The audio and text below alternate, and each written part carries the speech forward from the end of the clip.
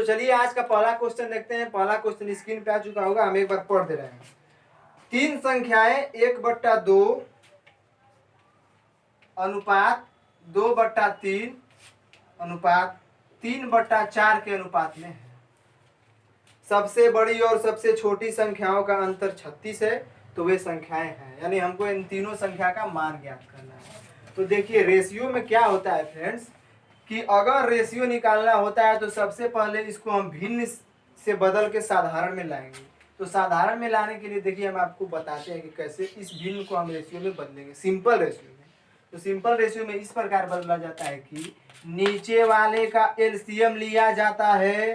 तो नीचे वाला कौन है, 2, 3 और 4। इसी 2, 3 और 4 का हमको क्या लेना पड़ेगा, एलसीएम। और हम आपको शॉर्ट से शॉर्ट तरीका से एलसीएम निकालना सिखाएंगे जब एलसीएम एंड एचसीएफ चैप्टर को पढ़ाएंगे तब। अभी जानिए कि 2, 3 और 4 का एलसीएम अगर निकालेंगे तो आएगा 12। आप लोग निकालिए, क्योंकि एलसीएम निकालना आप बचपन से सीखे होंगे। अब इस एलसीएम को इसके ऊपर ले जाके गुणा कर देते हैं। जैसे मान लीजिए, कहने का मतलब है कि 1/2 गुणे 12 कर दीजिए, या फिर 12/2 कर दीजिए। बात तो दोनों बराबर ही है, तो हम ऐसे करेंगे। मतलब इस एलसीएम को इसमें आकर के गुणा कर देना है, कहने का मतलब ये है। तो 1/2 गुणे 12 अनुपात 2/3 गुणे 12 अनुपात 3/4 गुणे 12।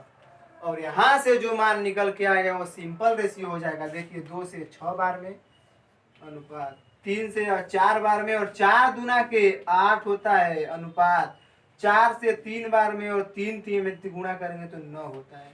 और सवाल में बोला है कि सबसे छोटी और सबसे बड़ी संख्याओं का अंतर 36 है। देखिए सवाल में क्या बोला है, सवाल में बोला है कि सबसे बड़ी और सबसे छोटी संख्या का अंतर 36 है। तो अब इसमें देखेंगे कि सबसे बड़ी कौन है और सबसे छोटी कौन है। तो यहाँ से देखिए सबसे बड़ी 9, सबसे छोटी 6, और अगर यहाँ से अंतर लेंगे तो 3, और इसी 3 का मान दे दिया है 36। पिछले वाले वीडियो में ऐसा क्वेश्चन आपको बता चुके हैं। तो अगर 3 बराबर 36 तो 1 बराबर 12 हो जाएगा। अब यहाँ से हमको बोला है कि तीनों संख्या का मान निकालिए। तो अनुपात 6 है, 8 है, 9 है। तो 12 का गुणा में 6 में करेंगे तो 6 बराबर 12 छके 72, और 8 का गुणा करेंगे तो 12 बाटे 96, और 9 का गुणा करेंगे तो 12 9 108। यही मेरी जो है कि तीनों संख्या हो जाएगी, जो कि ऑप्शन नंबर डी में है, आपको दिख रहा होगा। तो यही मेरे प्रश्न का आंसर है। तो फ्रेंड्स हम आपको बताया कि ऐसा सवाल जब भी आता है तो पहले इस भिन्न को सिंपल रेशियो में बदलते हैं, और सिंपल रेशियो में बदलने के लिए सबसे पहले नीचे का एलसीएम लेते हैं और उस एलसीएम को इसमें गुणा कर देते हैं, और उससे गुणा करने के बाद जो आता है वो सिंपल रेशियो होता है। तो चलिए अगला सवाल देखते हैं।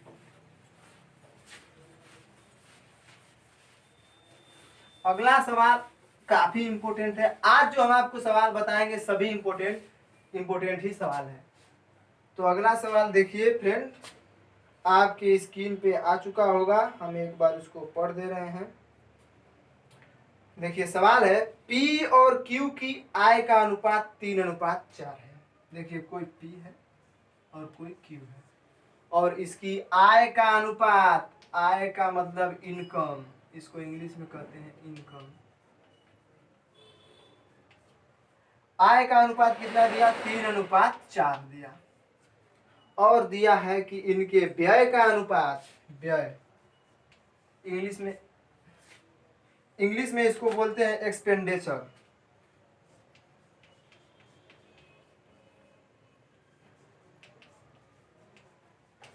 इसकी व्यय का अनुपात कितना दिया फ्रेंड, 2:3। अब इसमें बोला है कि यदि इनमें से प्रत्येक 6000 की बचत करता है तो P की आय कितनी है। तो ऐसा सवाल हम आपको बता चुके हैं। देखिए बचत बराबर क्या होता है, बचत बराबर, बचत को सेविंग कहते हैं, बराबर देख आय माइनस व्यय। यही एक फार्मूला होता है। आय को इनकम से करते हैं और इसको एक्सपेंडिचर, इसे माइनस कर देते हैं। देखिए बचत बराबर होता है आय माइनस व्यय। देखिए पी 3 रुपया कमा रहा है तो 2 रुपए खर्च कर दे रहा है, यानी कितने रुपए बचा रहा है, तो 1 ही रुपए बचा रहा है। और क्यू भी 4 रुपए अगर कमा रहा है साल भर में तो 3 रुपए का खर्च कर दे रहा है, तो साल भर में कितना रुपया बचाया, ये भी 1 ही रुपया बचाया। और दोनों का दिया है कि इस एक बराबर कितना है 6,000 भाई, क्योंकि दोनों समान बचत कर रहा है, 6,000 रुपये का बचत कर रहा है दोनों मिलकर। तो अब हमसे पूछा है कि पी की आय कितनी है, तो अगर एक बराबर 6,000 तो यहाँ से हम 3 का वैल्यू निकाल देंगे, 3 बराबर 18,000 रुपये, और यही हो जाएगी पी की इनकम यानी आय, जो मेरे प्रश्न का आंसर है। तो देखिए ऐसा सवाल जब भी आएगा हम आय देखते हैं, फिर व्यय देखते हैं, फिर बचत देखते हैं। अगर बचत दोनों का सेम सेम है, सवाल में पहले ही दे देता है कि दोनों का बचत बराबर है, यानी कि अगर दोनों का बचत बराबर होगा तो यहाँ पर जो अनुपात आएगा दोनों बराबर ही आएगा। यहाँ से हम पी के आय का निकाल लेते हैं। देखिए ऑप्शन नंबर सी। लेकिन कोई कोई सवाल में आय दे देगा, व्यय दे देगा, लेकिन यहाँ का जो बचत होगा वो बराबर नहीं रहेगा, तो उसको कैसे बनाएंगे। देखिए यहाँ पे अगला सवाल में कुछ वैसे ही टाइप का है, आप लोग उसको समझने का प्रयास कीजिए। अगला सवाल फ्रेंड देखिए, देखते हैं क्या होता है।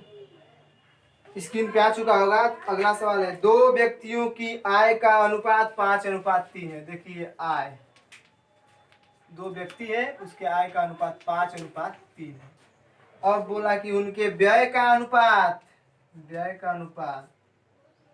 9:5 है, यदि वे क्रमशः 2,600 रुपए बचाते हैं। देखिए क्रमशः कहने का मतलब अगर इसको ए मानेंगे इसको बी, तो ए 2,600 रुपया बचा रहा है तो बी कितना बचा रहा है 1,800 रुपए।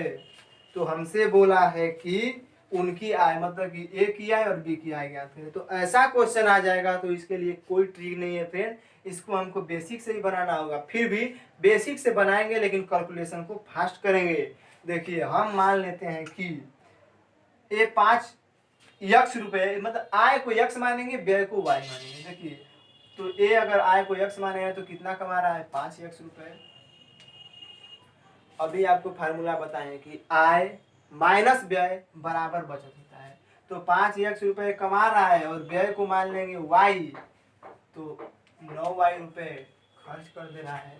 तो ये हो गया आय, ये हो गया व्यय, और यही आय माइनस व्यय बराबर होता है बचत। और बचत कितना कर रहा है 2,600 रुपए का। तो देखिए हो गया ना, आय माइनस व्यय बराबर बचत। यहाँ से देखिए बी कितना भाई 3x कमा रहा है, 5y खर्च कर दे रहा है, और कितना का बचत कर रहा है 1,800 रुपए का। अब हमसे सवाल में पूछा है कि उनका जो है कि आय ज्ञात करना है। तो हम आय को x माने हैं तो ऐसा करते हैं कि y को कैंसिल कर देते हैं। y को कैंसिल करने के लिए ऊपर में गुणे 5 करना पड़ेगा और नीचे में गुणे 9 करना पड़ेगा, क्योंकि दोनों y के वैल्यू को सेम करना है। देखिए 5 से गुणा करेंगे 25x माइनस 45y बराबर गुणा करते हैं। देखिए 0 0 0, 5 दूना 10 3 13, ठीक है। इसमें गुणा करते हैं। देखिए 27x माइनस 45y बराबर 0 0 2 16। अब देखिए इसी को घटाएंगे तो चिन्ह बदल जाएगा, माइनस प्लस माइनस। 45y से 45y कैंसिल हो चुका है। अब यहाँ देखिए माइनस कितना है, 25x में से अगर 27x घटाएंगे तो हो जाएगा माइनस 2x बराबर 13,000 में से माइनस 16,200 को घटाना है तो कितना हो जाएगा माइनस 3,200। और यहाँ से माइनस कैंसिल, x बराबर 1600। जब x का वैल्यू 1600 आ गया तो हमसे पूछा है कि दोनों का आय कितना है।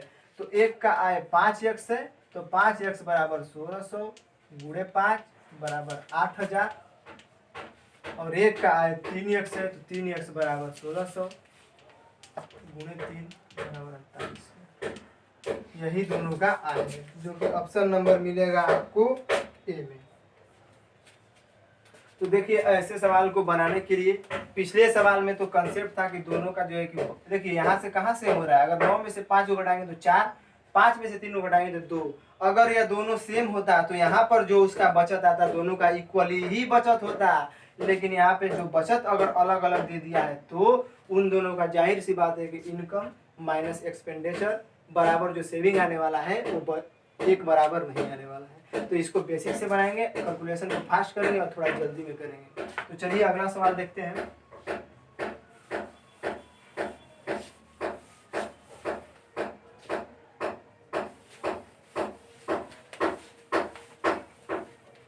अगला सवाल भी वो काफी इंपोर्टेंट है फ्रेंड। अगला सवाल देखिए, अगला सवाल को समझते हैं। सवाल आ चुका होगा, हम एक बार पढ़ रहे हैं। देखिए, जब किसी संख्या का 40% किसी दूसरी संख्या में जोड़ा जाता है तो दूसरी संख्या बढ़कर अपनी 160% हो जाती है, तो पहली और दूसरी संख्या का अनुपात क्या है? तो देखिए सवाल क्या बोला। मान लीजिए हम यहाँ पर बेसिक से ही बनाएंगे लेकिन थोड़ा जल्दी बनाएंगे। वही एक तरह समझिए ट्रिक भी, क्योंकि सवाल ही बोल रहा है, इसमें कोई ने संख्या दिया, लेट करके ही मतलब मान के ही बनाने वाला सवाल है। देखिए, जब किसी संख्या का 40%, मान लीजिए वह संख्या रही होगी यक्स का 40%, जैसे जैसे सवाल बोलेगा वैसे वैसे करेंगे, किसी दूसरी संख्या में जोड़ा जाता है, दूसरी संख्या y में जोड़ा जाता है, तो दूसरी संख्या बढ़कर अपनी 160% हो जाती है, यानी कि y का 160% हो जाती है। तो अब हमको ज्ञात करना है कि पहली संख्या और दूसरी संख्या का अनुपात क्या है। अब देखिए क्या करेंगे, यहाँ से यक्स का 40% मतलब क्या होगा। देखिए इसको सेम लिखते हैं, यक्स का 40% बराबर, ये देखिए क्या हो जाएगा, y का 160% माइनस y। अगर इसको हल करेंगे तो हम आपको इसका डिटेल दिखाएंगे, लेकिन अभी जानिए कि y का अगर किसी सेम नंबर को लिखते हैं तो वह खुद का 100% ही होता है, और अगर यह खुद का 100% है तो 160% में अगर 100% को घटाएंगे तो क्या बचेगा, y का 60%। इसका डिटेल हम आपको दिखाएंगे कैसे आता है, लेकिन अभी इसको जानिए। यहाँ पे ये y का 60% हो गया और यह हो गया x का 40%। और ऐसा हमने आपको बता चुका है इनवर्स रेशियो। याद कीजिए, अगर हमको x अनुपात y निकालना है तो क्या करेंगे। देखिए यहाँ से क्या करते हैं, पहले लिखते हैं 60 और बटा में 40। परसेंट से तो परसेंट ऐसे ही कट गया है, और यहाँ से क्या हो जाएगा 3/2, और पहली तथा दूसरी संख्या का अनुपात हो जाएगा 3:2, जो कि मेरे प्रश्न का आंसर है ऑप्शन नंबर ए। देखिए हमने आपको बताया कि किसी संख्या के परसेंटेज दिया रहता है, अगर उसमें खुद की संख्या को घटाते हैं तो वह संख्या खुद का कोई संख्या 100% होता है। देखिए यहाँ पर इसका डिटेल देखिए कैसे y के 160% में से y को घटाएंगे तो केवल y का 60% ही बचेगा। देखिए डिटेल आपको दिखाते हैं। देखिए y का 160% माइनस y, यही दिया ना। इन दोनों में कॉमन क्या है, y को कॉमन लेंगे, यहाँ पे क्या बचेगा 160%, और यहाँ पे क्या बचेगा -1। अब देखिए यह परसेंट है तो परसेंट का मतलब बट्टा में 100 होता है, पहले आपको बता चुके हैं। तो 160 बट्टा में 100 और -1 करेंगे तो यहाँ से देखिए y हो जाएगा, और यहाँ से एलसीएम 100 हो जाएगा, और यह हो जाएगा 160 और -100, और यहीं से वैल्यू आता है y का। यह देखिए 160 में से 100 घटेगा केवल 60 हो जाएगा, और 60 बटा में 100 कहने का मतलब है कि 60%। यहीं से आया वैल्यू y का 60%। तो हमको इतना करने की जरूरत नहीं है, एग्जाम में केवल इतना याद रखना है कि अगर किसी संख्या का कोई परसेंटेज दिया रहता है और उसमें वही संख्या आकर घट जाती है, तो जो संख्या घटती है वह खुद का 100% होती है, और उसमें डायरेक्ट 100 को माइनस कर देते हैं और जो आता है वही वैल्यू को पुट कर देते हैं। बस, तो डिटेल भी आप लोग समझ गए और डायरेक्ट भी समझ गए। तो चलिए अगला सवाल देखते हैं। अगला सवाल भी काफी इंपोर्टेंट है।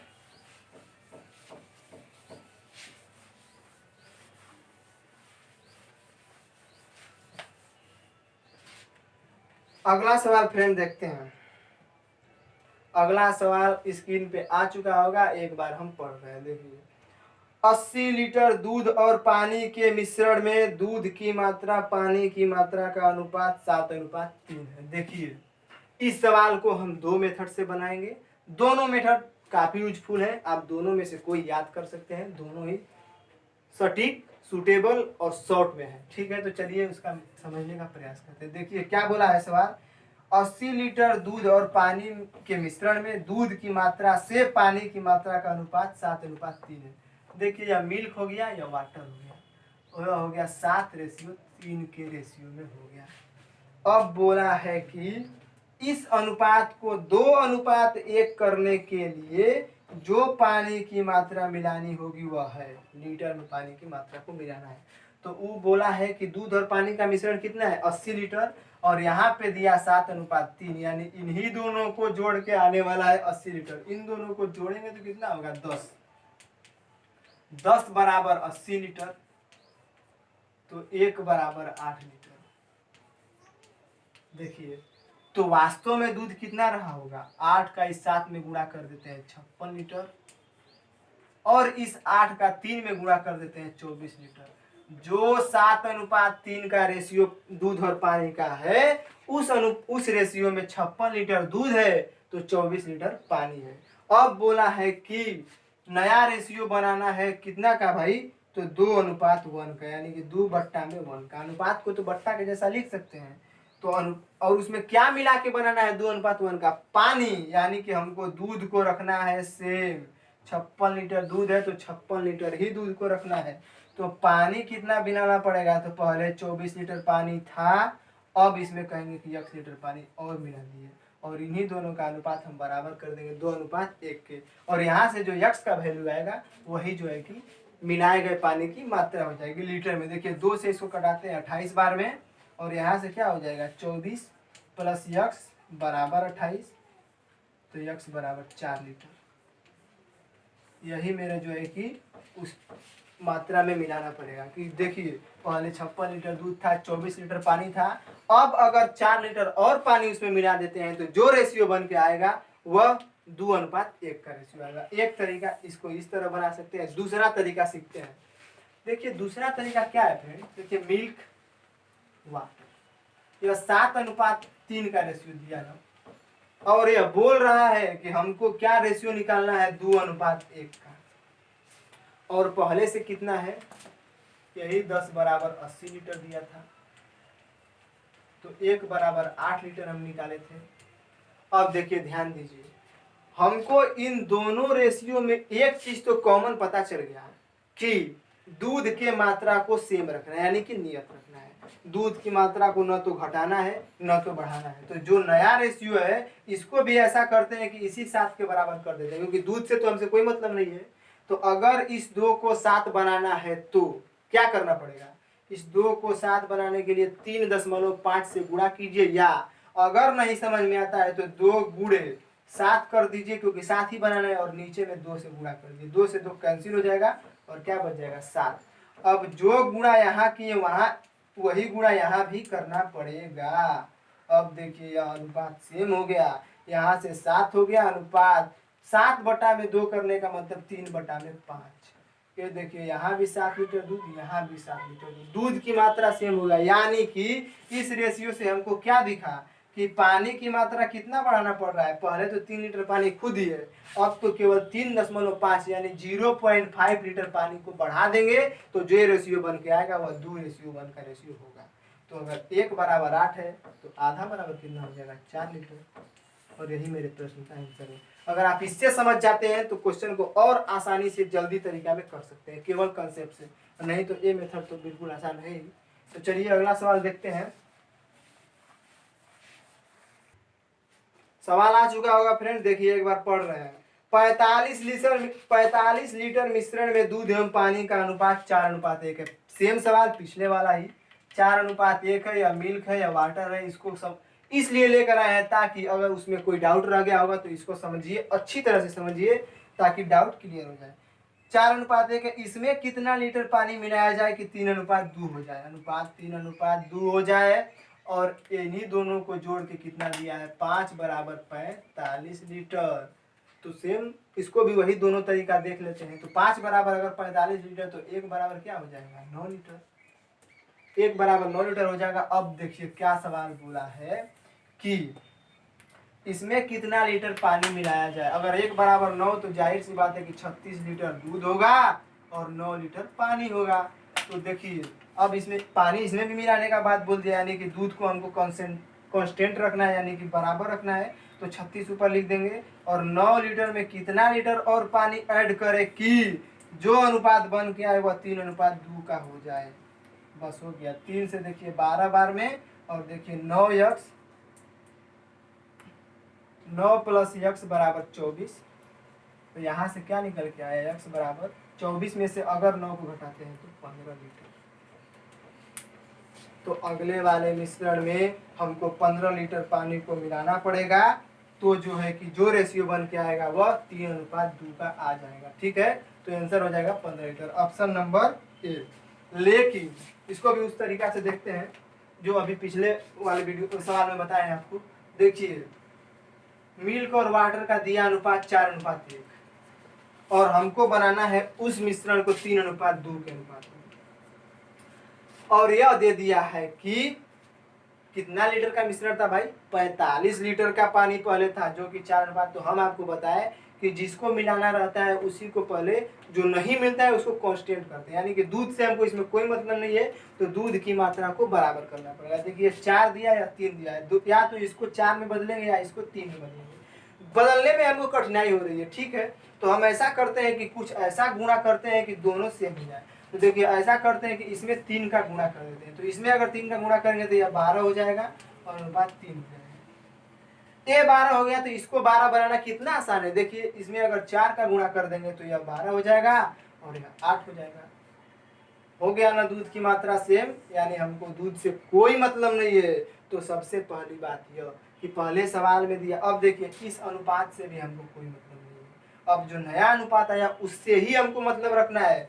तो अब देखिए बोला है सवाल कि 45 लीटर का मिश्रण था, तो यह 12:3 है, तो जाहिर सी बात है इसको जोड़ेंगे तो 15 = 45 लीटर, तो 1 = 3 लीटर। और हमको ज्ञात करना है कि कितना लीटर पानी मिलाया जाए। तो पहले 3 लीटर पानी मिलाया जाता था, अब 8 लीटर, कितना बढ़ गया 5 लीटर, और यही 5 बराबर कितना, इसमें गुणा कर देंगे 15 लीटर। मेरे प्रश्न का आंसर आ जाएगा। तो इसमें थोड़ा प्रेजेंट ऑफ माइंड का यूज करना है, और ऐसे तो यक्स मान के आप बना सकते हैं। दोनों मेथड काफ़ी यूजफुल है। आप अगर कोई एक याद रखते हैं तो परीक्षा में बनाने में काफ़ी सहूलियत होगी। तो चलिए, आशा है कि ऐसा सवाल आपसे बन जाएगा जो दूध और पानी का आएगा, क्योंकि ऐसे सवाल केवल इसी टाइप से पूछे जाते हैं, ज़्यादा घुमावदार नहीं होते हैं।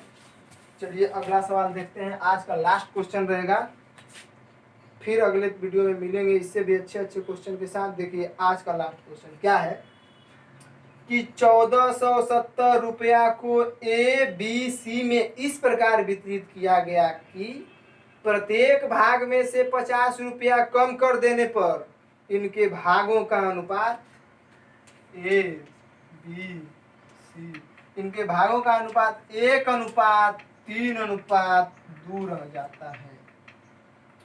तो प्रारंभ में C द्वारा प्राप्त धन कितना था।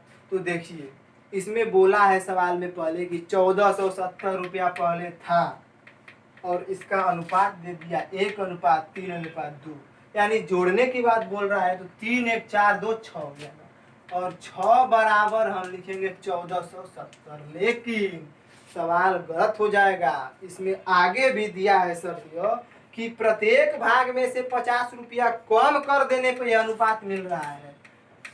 तो अगर पहले 1470 रुपया था और प्रत्येक भाग में से 50 रुपया कम करेंगे तो 3 ही आदमी है ना, तो 3 आदमी है तो 50 × 3 रुपया कम हो गया, यानी कि 150 रुपया कम कर दे रहा है।